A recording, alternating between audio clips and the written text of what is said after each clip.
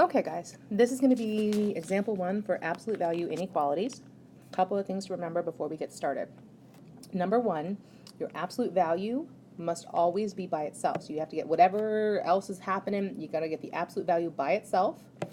And then if it's less than or equal to a number, it just simply means that the stuff here is going to be inside the positive and negative of the number, okay?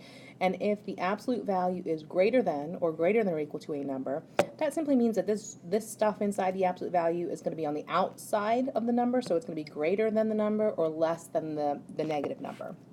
I know that seems kind of weird, but if you just remember less than means inside, greater than means outside, after a few practice problems you should be okay. Okay? So first step, we've got to subtract 1 from both sides of our inequality.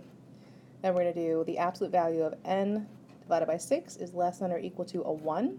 And then the absolute value is by itself, so now we just have to remember that this is less than or equal to, which means it's going to be inside.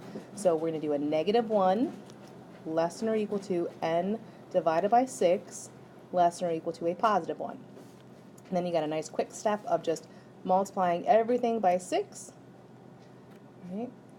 And then you're going to have negative 6 less than or equal to n less than or equal to 6.